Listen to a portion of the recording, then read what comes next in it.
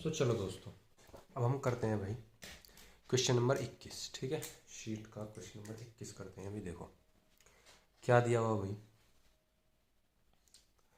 चित्र में 3 सेलें समांतर क्रम में जुड़ी हुई हैं। देखो ये 3 सेलें जो हैं समांतर क्रम में जुड़ी हुई हैं। ठीक है, ये 3 सेल, उनके समान ध्रुव एक साथ नगण्य प्रतिरोध के तारों से परिपथ से जुड़े हैं। दिए गए परिपथ में प्रत्येक सेल से बहने वाली विद्युत धारा की गणना करनी है और प्रत्येक सेल के सिरों के बीच में विभवांतर की भी गणना करनी है। अब यहाँ भाई एक बात समझो, इस सेल से बहने वाली धारा निकालनी है हमको, इस सेल से बहने वाली धारा निकालनी है और इस सेल से बहने वाली धारा निकालनी है और इनका जो है तीनों का विभवांतर निकालना है। चलो जी करते हैं सवाल को। बताओ भाई, सबसे पहले हम क्या करेंगे। देखो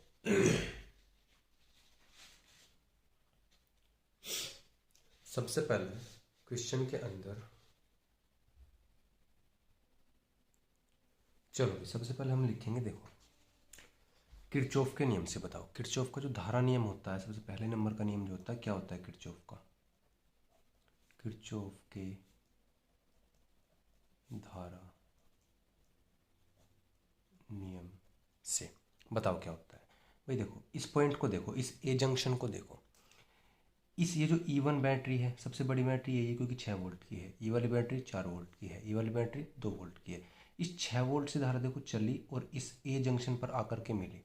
ठीक उसी प्रकार से E2 से भी धारा चली और इस जंक्शन पर आकर के मिली और E3 से भी धारा चली और इस जंक्शन पर आकर के मिली। अगर मैं इसको जंक्शन पॉइंट मान करके काम करूँ तो ये तीनों की तीनों धारा क्या है, आ रही हैं। और आने वाली धारा कैसे लेते हैं हम, पॉजिटिव लेते हैं। पहले वाला नियम याद करो, I1 plus I2 plus I3 और इक्वल टू क्या हो जाएगा, क्या हो जाएगा भाई, 0। ठीक है भाई, हम क्या करेंगे यहाँ से I1 प्लस I2 I3 को दूसरी साइड भेज देंगे इस प्रकार से। अभी से क्वेश्चन नंबर 1 ले लो, अभी आगे चल करके इसका इस्तेमाल करेंगे हम। ठीक है, अब इसके अंदर देखो बंद पाश लगाओ। बी यहाँ से देखो, सबसे बड़ी बैटरी तो यही है ना, तो यहाँ से धारा बहनी स्टार्ट कराओ।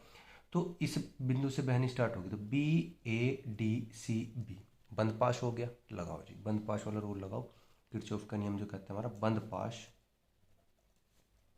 BADCB में बताओ जी क्या कहता है। यहाँ से धारा चलनी शुरू हुई, यहाँ से धारा चलनी शुरू होती है इस 6 वोल्ट से। चलो जी धारा चलनी शुरू हुई। अब देखो, अब यहाँ आने के बाद BAD, अब हम धारा के यहाँ पर विपरीत दिशा में जा रहे हैं। धारा तो इस साइड को बह रही है D से A, लेकिन हम जा रहे हैं A से D की दिशा में। तो क्या वो विपरीत दिशा में जा रहे हैं ना, तो विपरीत दिशा में जाते हैं तो क्या लगाएंगे हम, माइनस लगाएंगे। माइनस लगाएंगे -2 और ये धारा क्या है इसमें I2। ठीक है भाई, क्या लगा देंगे I2। ठीक है, प्रतिरोध हो जाएगा यहाँ पे माइनस प्लस। अब डी से ए में, सी में और सी से ए बी की तरफ, ये बिल्कुल सही चल रही है तो ये पॉजिटिव ही लेंगे। तो प्लस में क्या हो जाएगा 2I1, धारा कितनी है यहाँ पे इस वाली सी से बी में, I1 बह रही है ना, तो I1 और इक्वल टू, ठीक उसी प्रकार से विभवांतर लेंगे। देखो भाई ए से डी की तरफ जा रहे हैं, मतलब उल्टी दिशा में जा रहे हैं, तो विभवांतर कैसे लेंगे, माइनस लेंगे। तो माइनस का 4 जो वो है विद्युत वाहक बल। और डी से सी और सी से बी की तरफ जा रहे हैं, मतलब कि इसी की सी से बी की दिशा में जा रहे हैं, तो विभवांतर कैसे ले लेंगे, पॉजिटिव ले लेंगे। ठीक है भाई, क्लियर है, समझ में आया। चलो क्या करेंगे अब हम यहाँ से सोल्व करो थोड़ा सा। 2 एलसीएम ले लो अगर लेना चाहो तो माइनस का I2 आ गया और प्लस का I1 आ गया और इक्वल टू में 2 आ गया। 2 से भाई 2 काट दो तो बताओ क्या आ जाएगा, I1 माइनस का I2 इक्वल टू में आ जाएगा 1। इक्वेशन नंबर से मान लो 2। ठीक है, अब जैसे बंद पास तुमने BADC लिया है, ठीक उसी प्रकार से अब तुम्हें बंद पास लेना है AFEDA। ठीक है, ऊपर वाला बंद पास हो गया और नीचे वाला बंद पास हो गया, दोनों से इक्वेशन बनाएंगे और आपस में सोल्व करेंगे जैसे पिछले क्वेश्चन में हमने किया है। तो लिखो भैया बंद पाश AFEDA में बताओ जी। देखो AF से चली, अगर ए से एफ की तरफ को चलेंगे और एफ से ई की तरफ को चलेंगे तो धारा के विपरीत दिशा में है, तो ये जो 2 होगा कैसे लेना पड़ेगा हमको, माइनस लेना पड़ेगा। धारा कैसे लेनी पड़ेगी हमको, माइनस लेनी पड़ेगी, माइनस का I3, मतलब माइनस का 2I3। ठीक है भाई, और प्लस में I2। अब ई से डी और डी से ए की तरफ चल रहे हैं, तो ये धारा की दिशा में ही चल रहे हैं, तो पॉजिटिव लेना पड़ेगा। तो पॉजिटिव लेने का मतलब है 2I2 इक्वल टू। ठीक है, ठीक उसी प्रकार से हम ई का भी मान लेंगे। ये वाला जो डी से ए की तरफ ई का मान है, मतलब पॉजिटिव लेना पड़ेगा क्योंकि डी से ए की तरफ ही धारा बह रही है, तो ये तो पॉजिटिव लेंगे 4 का मान। और इस 2 का मान क्या लेंगे, निगेटिव लेंगे। क्यों, क्योंकि एफ से ई की तरफ जो है हम चल रहे हैं, उल्टी धारा की तरफ चल रहे हैं, तो -2 लेंगे। चलो जी सोल्व करो जी, 2 यहाँ से एलसीएम ले लो, तो यहाँ से बचा -i3 प्लस में क्या आ जाएगा तुम्हारा i2 और इक्वल टू बचा 2 से भैया यहाँ पे भी 2 काट दो, तो i2 माइनस का i3 इक्वल टू कितना आ गया, 1 आ गया। क्वेश्चन नंबर 3 दे दो इसे, ठीक है। अब क्या करेंगे, देखो ध्यान दो, i3 का मान कितना है, i1 प्लस i2 है, i3 का मान कितना है, i1 प्लस i2 है, तो समीकरण 1 से मान रख देंगे अभी उठा करके, समीकरण 1 से। चलो जी i3 माइनस i3 का मान i1 प्लस i2, तो i2 प्लस i1 प्लस में i2 इक्वल टू में है 0, ठीक है भाई। चलो जी क्या कहानी, i1 प्लस में क्या हो जाएगा 2i2 इक्वल टू में 0, ठीक है भाई। इसे क्वेश्चन नंबर मान लो 4। अब समीकरण नंबर 4 को देखो और समीकरण नंबर 2 को देखो, ये भी i1 में है, ये i2 में है, i1 में है और i2 में है, तो समीकरण 4 में से समीकरण 2 घटा दो। समीकरण 4 में से समीकरण 2 क्या करेंगे, घटा देंगे भाई। समीकरण 4 में से समीकरण 2 घटा दो, तो भैया i1 plus 2i2 equal to 0, i1 दिखाई दे रहा है ना, i1 minus i2 equal to में 0, तो घटाओगे तो चिन्ह चेंज हो जाते हैं अभी, तो ये तो कट गया, तो ये पॉजिटिव होगी, 3i2 इक्वल टू क्या होगा 0, तो i2 इक्वल टू ये तो 0 हो जाएगा। i2 का मान कितना निकल गया भाई, 0 निकल गया, ठीक है। अब i2 का मान कोई सी भी इक्वेशन उठा करके रख दो, i1 का मान तुम्हारा आ जाएगा। चलो मैं रखता हूँ, देखो i1 का मान i2 का मान समीकरण 2 में ही रख दो, चलो 2 में रखने पर बताओ क्या है, i1 माइनस i2 मतलब कि i1 माइनस 0 इक्वल टू में 1, तो भैया i1 का मान कितना आ जाएगा 1, i1 का मान कितना आ गया भाई 1 आ गया, ठीक है। अब i3 का मान और निकालना है, क्योंकि i3 का देखो मतलब i1 जो में जो धारा बह रही है वो तो i1 का मान 0 हो गया, i1 का मान 1 हो गया, और i2 का मान कितना निकला है हमारा 0 निकला है। देखो i2 का मान 0, i1 का मान 1, और यहाँ पर i3 का और निकालना है, बस i1 और i2 का मान उठा करके इस वाली इक्वेशन में रख दो, अब i3 का मान निकल जाएगा तुम्हारा, निकल जाएगा ना, और उसके बाद फिर विभवांतर निकाल देंगे हम। चलो जी रखो पहले तो अब भैया क्या करेंगे, i1 और i2 का मान समीकरण 1 में, i1 व i2 का मान समीकरण 1 में रखो जी, 1 प्लस में 0 इक्वल टू माइनस का i3, तो हम क्या कह सकते हैं, i3 इक्वल टू आ जाएगा माइनस का 1 एम्पियर, ठीक है। i3 का मान कितना आ गया, माइनस की 1 एम्पियर की धारा इसके अंदर फ्लो कर रही है, ठीक है भाई। अब हम क्या करेंगे बताओ, E1 वाले सेल पे हम विभवांतर निकाल लेंगे, ठीक है। E1 वाले सेल पे हम विभवांतर निकाल लेंगे। देखो हालांकि यहाँ पे भी तुम्हें दिख भी रहा होगा, तीनों के तीनों समांतर क्रम के अंदर है, जो एक पे विभवांतर आ गया वही तीनों पे विभवांतर आएगा, बिल्कुल सेम आएगा। देखो निकाल के दिखा देता हूँ तुमको, देखो चलो E1 पे निकालते सबसे पहले, तो लिखो E1 सेल के सिरों की वोल्टता। बताओ जी फॉर्मूला क्या होता है, V equal to E1 minus का I1 और जी R1, ठीक है, क्योंकि तीनों चीज़ यहाँ पर अलग अलग है। E1 कितना है भैया, E1 कितना है बताओ, 6 है E1, चलो जी 6 समझ रहे हो, माइनस I1 कितना है भाई, I1 कितना निकला था, I1 निकला था हमारा 1, और R1 कितना निकला था हमारा, R1 निकला था हमारा 2, तो 6 माइनस का 2 कितना हो जाएगा 4 वोल्ट आ जाएगा। अब देखना सभी के लिए जो मान निकलेगा वो 4 वोल्ट ही निकलेगा, समझ रहे हो, सभी के लिए जो मान निकलेगा वो 4 हमारा वोल्ट ही निकलेगा। अब देखो एक चीज़, अच्छा यहाँ पे माइनस का जो फॉर्मूला था वो क्यों रखा, प्लस का क्यों नहीं रखा, बताओ बताओ, पिछली वीडियो में कई बार बता दिया मैंने, देखो मैं बता देता हूँ। ये जो क्योंकि धारा जो है वो पॉजिटिव से निकल रही है, मैंने बताया था अगर पॉजिटिव से धारा निकलती है, पर निकलने का ध्यान रखो, अगर पॉजिटिव से धारा निकलती है तो जो फॉर्मूला होता है माइनस वाला रखते हैं, ठीक है भाई, माइनस वाला रख दिया। चलो ऐसी ठीक उसी प्रकार E2 सेल के सिरों की वोल्ट था, E2 सेल के सिरों की वोल्ट था, V ये V1 मान लो, अगर मानना चाहो V2 इक्वल टू, हालांकि सेम ही निकलेगा पर फिर भी जो है आपकी तसल्ली के लिए मैं निकाल के दिखा देता हूँ, ठीक है। E2 जो है 4 है, माइनस I2 जो है 0 है, R2 जो है 2 है, देख लो 4 ही आया वोल्ट।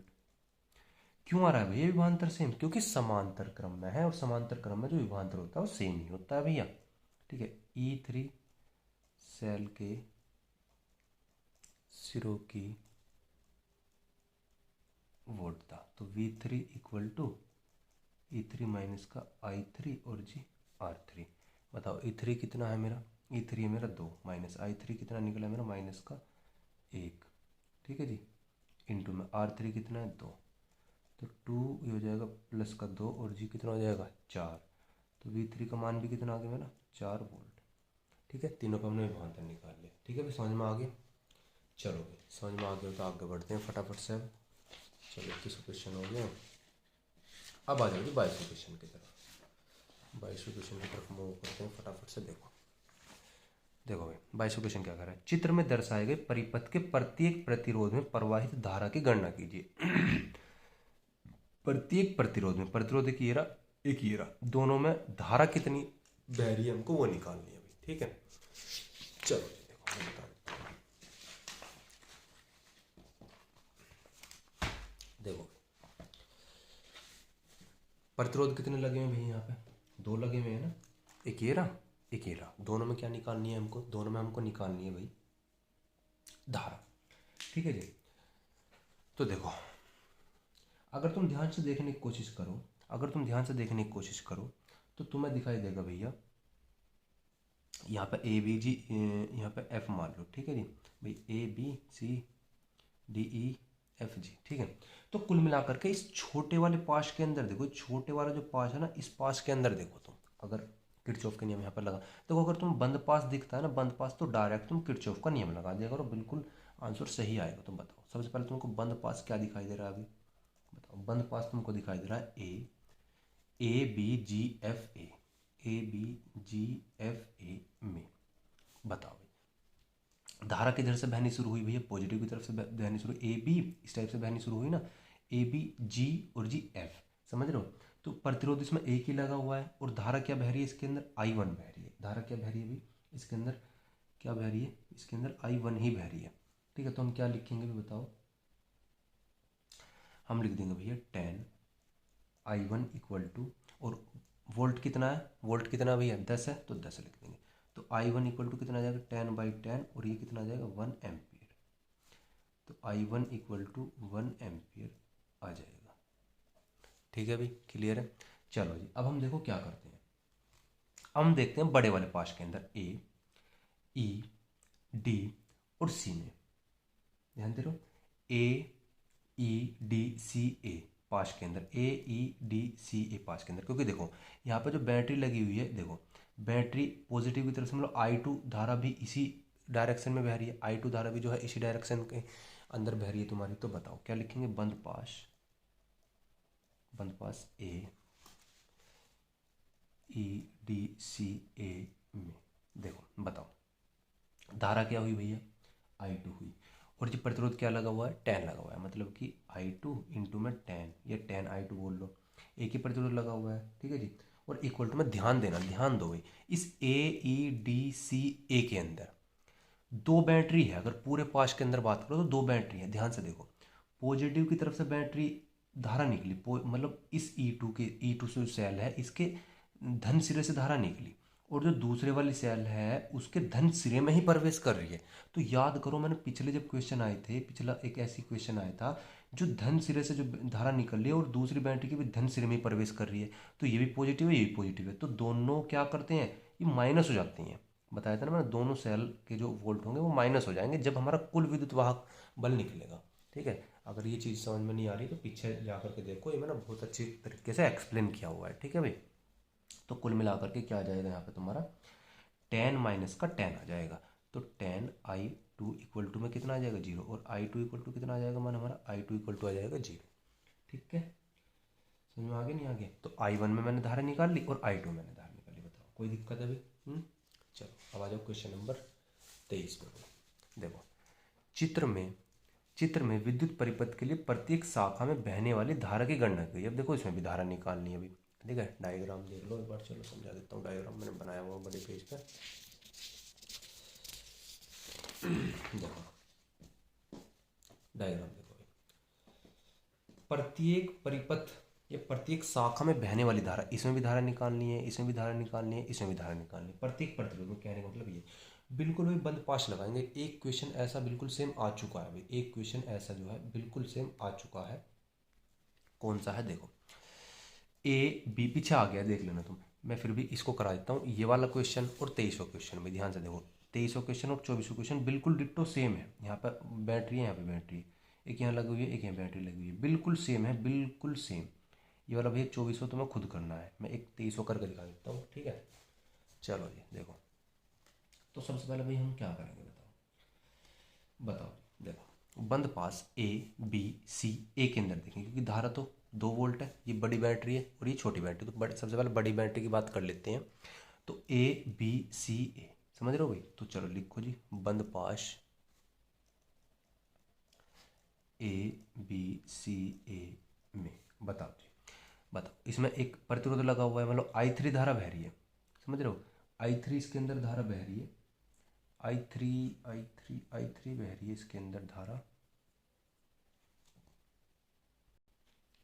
चलो जी देखो, इसके अंदर I2 धारा बह रही है, I2 धारा बह रही है इस टाइप से, I2 धारा गई BC से और फिर इस प्रकार से जा रही है, मतलब I2 धारा यहाँ से गई, और जब इस वाली बैटरी से धारा निकलेगी इस टाइप से करके, तो यहाँ पॉइंट पर आने के बाद I1 धारा इस C से A की तरफ जाएगी, मतलब कि C से A की तरफ I1 और I2 दोनों की दोनों धारा आ रही है, उधर से एक धारा आ रही है, इस बैटरी से एक धारा ऐसा आ रही है, और इस बैटरी से एक धारा ऐसे आ रही है। तो बंद पास ए बी सी, ए के अंदर हम बात कर रहे थे भाई, बताओ प्रतिरोध ये मिल गया भाई, I2 इसके अंदर धारा बह रही है, तो हम क्या लिखेंगे 3I2, ठीक है जी। और तो प्रतिरोध है एक, ये प्रतिरोध, ठीक है, इसके अंदर कौन सी धारा बह रही है भाई, +4I1 प्लस में I2, और इक्वल टू में कितना आ जाएगा भाई मेरा, वोल्ट कितना आ जाएगा भाई 2, बताओ कोई दिक्कत है। चलो जी 3I2 प्लस 4I1 प्लस में 4I2 इक्वल टू में 2, ठीक है, कर लो थोड़ा सॉल्यूशन कर लो इसका, 4 और 3 7, I2 इक्वल टू में आ जाएगा तुम्हारा 2, इक्वेशन नंबर इसको मान लो 1, ठीक है भाई, कोई समस्या कोई परेशानी। चलो अब आ जाओ ए डी सी ए के अंदर, क्योंकि बैटरी एरी और धारा इस साइड से बहनी शुरू होगी, मतलब कि ए डी सी ए पास, आ जाओ जी, तो बंद पास ए डी सी ए में, ठीक है जी, आ जाओ देखो, प्रतिरोध ये लगा हुआ है, धारा कौन सी बह रही है I1, लिख देता हूँ भाई 2I1 प्लस, और एक प्रतिरोध सी से ए की तरफ लगा हुआ है, इसमें कौन सी धारा बह रही है, बताओ इसमें कौन सी धारा बह रही है भाई, I1 प्लस में I2, ठीक है। चलो जी इसको भी मैं लिख देता हूँ एक बार, तो मैंने जो है ये लिख देता हूँ +4, तो हम लिखेंगे भैया I1 प्लस I2 और इक्वल टू में बैटरी कितने वोल्ट की लगी हुई है यहाँ पर 1 वोल्ट की, तो भैया 1 वोल्ट लिख दो, ठीक है। 2I1 प्लस में 4I1 प्लस में 4I2 इक्वल टू में भैया आ जाएगा 1। चलो जी I1 ये जुड़ जाएगा तो 6I1 हो जाएगा, प्लस में 4I2 इक्वल टू में कितना हो जाएगा 1, इक्वेशन नंबर से कितना दे दो भैया 2 दे दो भाई, ठीक है। अब क्या करेंगे, समीकरण 1 में तो गुना कर दो 6 से, समीकरण 1 में गुना कर दो 6 से, तथा और समीकरण 2 में गुना कर दो 4 से, समीकरण 2 में गुना कर दो 4 से, ठीक है। और फिर क्या कर देंगे, क्या कर देंगे घटा देंगे, ठीक है जी, फिर कर देंगे घटा, मतलब दोनों को आपस में क्या कर देंगे सब्सट्रैक्ट कर देंगे। तो कुल मिला करके देखो भाई, ध्यान से देखना, इसमें मैंने 6 से गुना करी तो 24I1 बना, प्लस इसमें गुना करी 6 से तो 6 से 42 बना, और यहाँ पे 6 से गुना करी 6 दूनी 12 बना, यहाँ पे 4 से गुना करी तो 24I1 बना, यहाँ पे 4 से गुना करी तो 16I2 बना, यहाँ से 4 से गुना करी तो 4 बना, माइनस माइनस माइनस चिन्ह चेंज हो जाते हैं ना। चलो ये तो कैंसिल हो गया, बताओ 42 में 16 जाएंगे तो कितना बचेगा तुम्हारा, तो 26 बचेगा ना, 26I2 इक्वल टू 12 4 जाएंगे 8, तो I2 इक्वल टू कितना आ गया तुम्हारा 8/26, ये 4/13 एम्पियर, ठीक है एम्पियर। तो I2 इक्वल टू तुम्हारी निकल गई कितनी 4/13, I2 का मान उठा करके I2 का मान समीकरण 1 में रख दो, समीकरण 1 में रख दो 4I1 प्लस 7 इंटू में 4/13 और इक्वल टू में कितना आ जाएगा 2। चलो जी 7 चौक 28/13 इक्वल टू में 2, ठीक है। इसको इधर लेकर के जाओ, ठीक है भाई, तो कुल मिला करके आ जाएगा तुम्हारे यहाँ पे 13 दूनी 26 और 26 माइनस का 28 और जी कुल मिलाकर के आ जाएगा तुम्हारा यहाँ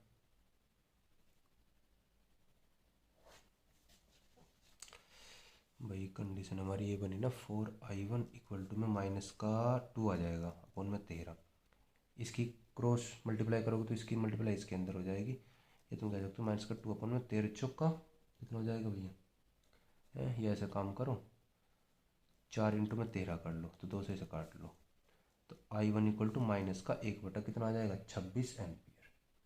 ठीक है जी। i1 कितनी निकल गई माइनस का 1 बटा 26 निकल गई। अब हमें निकालनी है भैया i1 प्लस में i2। i1 प्लस i2 भी तो निकालनी है, इस वाले इस 4 ओम पे भी तो निकालनी है धारा कितनी बह रही है। तो i1 प्लस में i2 इक्वल टू i1 का मान कितना निकला अभी मेरा i1 का मान मेरा निकला है माइनस का 1 बटा 26 और i2 का मान मेरा निकला है 4 बटे 13। करो जी ने सोल्व करो। तो तुम इनको सोल्व करोगे तो एलसीएम 26 आएगा माइनस का प्लस में 13 दूनी 26 2 2 चौक 8 तो 7 बटे 26 आ जाएगा तुम्हारा किसका i1 और i2 का मान। बस तीनों में हमने धारा निकाल दी तीनों ही पर इसके प्रतिरोध के अंदर। ठीक है भाई। क्वेश्चन नंबर 26 के अंदर आ जाओ, सॉरी 24 के अंदर आ जाओ। देखो 24 बिल्कुल भैया डिट्टो सेम है। पहले पास्ट के अंदर हम बात करेंगे। देखो मैं तो थोड़ा सा बता देता हूँ एक बार। देखो बिल्कुल डिट्टो सेम है। सबसे पहले इस वाले पास्ट के अंदर बात करना ADB A के अंदर। ठीक है। इस पास से एक इक्वेशन बन जाएगी हमारी i1 और i2 के बारे में। और फिर बात करना भैया, बात करोगे तुम ABCA के बारे में। ठीक है भाई। जिधर से धारा चलिए देखो इधर से धारा चलिए ना इस प्रकार से ABCA के अंदर। और यहाँ पे धारा बात कैसे करोगे तुम बताओ। इसमें बात करोगे तुम DABD के अंदर। समझ रहे हो, समझ पा रहे हो नहीं समझ पा रहे हो आगे भी समझ में। देखो सिंपल कुछ नहीं करना यार। ऐसा करो एक काम करो सिंपल ADBA इस पास को ले लेना पहले, फिर ABCA। एक इक्वेशन इस वाले पास से बनेगी, एक इक्वेशन इस पास से बनेगी। दोनों में कुछ घटा जोड़ करके देख लेना, जो भी तुम्हारी इक्वेशन बनेगी वहाँ से i1 और i2 का मान निकाल लेना। और जब i1 और i2 का मान निकल जाए तो i1 प्लस i2 कर देना, वहाँ से तुम्हारी वैल्यू निकल जाएगी। ठीक है, समझ में आ गया। कर लेना इस वाले क्वेश्चन को। चलो अब मैं बढ़ता हूँ आगे 25 क्वेश्चन के अंदर।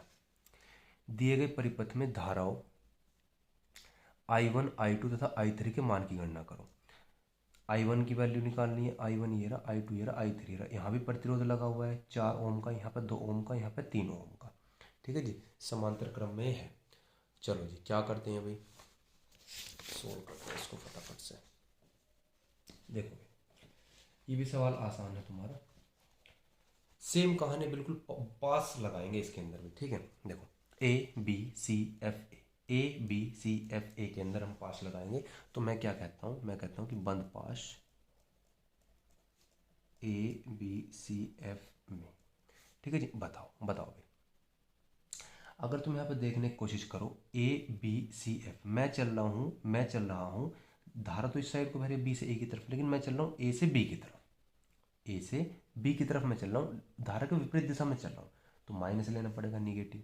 तो माइनस का 3 ओम का वो लगा हुआ है इसके अंदर, 3 ओम का लगा हुआ है रेजिस्टेंस। तो 3 और धारा कौन सी बह रही है इसमें i3, तो 3i3 आ जाएगा। ठीक है, और प्लस में, और फिर भैया BC और C से F की तरफ चल रहा हूँ तो बिल्कुल धारा की दिशा में चल रहा हूँ। तो मैं कह सकता हूँ 2i2, क्योंकि रेजिस्टेंस है और i2 तुम्हारी धारा इसके अंदर बह रही है, इक्वल टू। बताओ जी, और वोल्ट क्या लूँगा, वोल्ट भी तो माइनस का मान लूँगा, क्योंकि A से B की तरफ जा रहा हूँ मैं और धारा चल रही B से A की तरफ, तो A भी तो माइनस का मान लेना पड़ेगा। ठीक है, चलो जी अब क्या करता हूँ मैं यहाँ पे, बताओ अब मैं क्या कर सकता हूँ।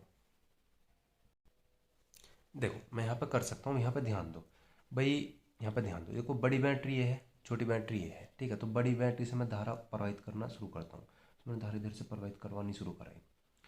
यहाँ पर आने के बाद ध्यान से देखो, यहाँ से i1 धारा बह रही है, i1 धारा बह रही है। यहाँ पर आने के बाद धारा जो है दो भागों में बट गई, एक इधर चली गई और एक ऊपर साइड को चली गई, मतलब इधर i2 गई और ऊपर i3 गई। अगर सुनो, अगर i1 में से i2 घटा देता हूँ तो मेरे पास i3 तो बचेगी। ध्यान से देखो i1 चल रही है, इस पॉइंट पर आने के बाद i2 इधर चली गई और I3 ऊपर चली गई। अगर टोटल देखो यहाँ तक जब धारा आई तो I1 आ रही थी तो टोटल थी वो टोटल। अब यहाँ से आगे चल कर बट गई ना, तो I1 में से मैं I2 को अगर माइनस कर दूंगा तो I3 निकल जाएगा है। तो मतलब कि मैं I3 के स्थान पर I1 माइनस I2 यहाँ पर रख सकता हूँ, क्योंकि मुझे वैल्यू I1 और I2 के पदों में चाहिए। तो मैं I1 माइनस का I2 यहाँ पर रख दिया। अभी समझ में आ गया कैसा आया है? क्लियर हो गया? चलो, और प्लस में क्या है जी तुम्हारा? प्लस में है तुम्हारा 2I2 इक्वल टू माइनस का 1। चाहे ब्रैकेट में करके यहाँ पे लिख भी लो कि I1 जो है ना, I3 जो है ना, I3 तुम्हारी I1 में से I2 घटाने के बाद आई है। ठीक है जी, क्योंकि यहाँ तक तो बिल्कुल एक ही धारा थी, यहाँ से आगे चल के तो बटी है, I2 इधर चली गई और जितनी इधर गई होगी जो बची है वो तुम्हारी I3 है, उधर जा रही है। ठीक है भाई, चलो जी अब हम कहानी क्या करेंगे, थोड़ा इसके अंदर कैलकुलेट कर लो। तो माइनस का 3I1 और ये प्लस का 3I2 और प्लस में 2I2 इक्वल टू माइनस का हो जाएगा 1। तो कुल मिलाकर के माइनस का 3I1 और प्लस में 5I2 इक्वल टू माइनस का हो जाएगा 1 तुम्हारे यहाँ पे। इक्वेशन नंबर इसे क्या दोगे भाई? बताओ, इसे इक्वेशन नंबर दे दो 1। ठीक है, अब आ जाओ, अब बंद पास हम किसके अंदर बात करेंगे, हम बताओ FEDCF के अंदर। ठीक है, अब बात करेंगे अब बंद पाश FEDCF में। बताओ जी कहानी क्या होगी भाई? तुम FE और E से D की दिशा में जा रहे हो और धारा भी इसी दिशा में जा रही है और ओम लगा हुआ है इसके अंदर 4, मतलब प्रतिरोध लगा हुआ है 4 ओम का। तो भैया क्या हो जाएगा 4I1, धारा I1 इसके अंदर बह रही है और प्लस में D से C और C से F की तरफ जा रहे हो तो धारा की दिशा में चल रहे हो, इसमें धारा की दिशा में चल रहे हो। तो कुल मिला करके 2 यहाँ पे ओम कितना है भैया, प्रतिरोध कितना है 2 और धारा कितनी है I2, तो क्या हो जाएगा 2I2 और इक्वल टू, बताओ अब E का मान क्या लेंगे भैया? E का मान तो पॉजिटिव लेंगे क्योंकि धारा की दिशा में चल रहे हैं, तो E का मान क्या आ जाएगा 2 वोल्ट। ठीक है भाई, चलो जी करो इसे, इक्वेशन को सोल्व कर लो। बताओ जी अब हम क्या करेंगे, 2 ऊपर से कॉमन ले लो तो 2I1 बचेगा, I2 इक्वल टू बचेगा 1। तो कुल मिलाकर के मैं कह सकता हूँ 2I1 प्लस में I2 equal to 1, equation number 2। ठीक है, समीकरण 1 में तो कर दो भैया 2 की गुना और समीकरण 2 में कर दो 3 की गुना, तो I1 तुम्हारा यहाँ पर समान हो जाएगा। समीकरण 1 में 2 की गुना तथा समीकरण 2 में 3 की गुना। ठीक है जी, तो भैया करो, तो 3 दूनी 6I1 प्लस में 3 दूनी 6 और प्लस में 5 दूनी 10I2 और इक्वल टू में 1 दूनी 2 हो जाएगा। ठीक है, इसमें 3 की गुना करो तो 3 दूनी 6I1 हो गया और प्लस में 3I2 हो जाएगा और बराबर में हो जाएगा 3। अब जोड़ दो, यहाँ पे जोड़ दो, जोड़ नहीं पड़ेगा क्योंकि जोड़ोगे तभी यहाँ पे कट पाएंगे आपस में, तो ये कट गया जोड़ने पे, ये हो गया 13I2 इक्वल टू में ये कितना होगा 3 में से 2 गया 1, तो I2 इक्वल टू कितना आ जाएगा तुम्हारा? I2 इक्वल टू आ जाएगा 1/13। कितना आ गया? I2 इक्वल टू आ गया 1/13। अब I2 का मान कोई सी भी इक्वेशन में रख दो, का मान समीकरण 1 में रख दो, कोई सी इक्वेशन में रख दो। मान लो पहली वाली इक्वेशन में रख रहा हूँ तो रख दो, तो माइनस का 3I1 प्लस में 5 इंटू में 1/13 इक्वल टू माइनस का 1, तो माइनस का 3I1 प्लस में 5/13 इक्वल टू माइनस का हो गया तुम्हारा 1, माइनस का 3I और इसे इधर ले जाओगे तो माइनस का 5/13 आ जाएगा। करो जी सोल्व, एलसीएम लोगे 13 तो माइनस का 13 और माइनस का आ गया यहाँ पर 5 और इक्वल टू आ जाएगा माइनस का 18/13 आ जाएगा। माइनस यहाँ पर माइनस कैंसिल आउट कर दो। ठीक है जी, तो I1 इक्वल टू जब क्रॉस मल्टीप्लिकेशन करोगे तो 18/3 इंटू में 13 आ जाएगा, या तुम कह सकते हो 3 6 18 और I1 इक्वल टू 6/13 तुम्हारी यहाँ से वैल्यू हो जाएगी। बस अब I3 की वैल्यू निकाल लो, I3 की वैल्यू निकाल दो। देखो यहाँ पे ये बताया था ना, I3 की वैल्यू निकाल दो, I1 में से I2 घटा दो, तो I3 की जब यहाँ पे निकालोगे I1 की वैल्यू कितनी आई है भैया 6/13, I2 की कितनी है 1/6 में से जाएगा तो 5 भैया कितनी आ जाएगी 13 एम्पीयर आ जाएगी। ये तुम्हारा क्या हो जाएगा? आंसर हो जाएगा। समझ में आ गया? चलो ये पढ़ते हैं नेक्स्ट क्वेश्चन।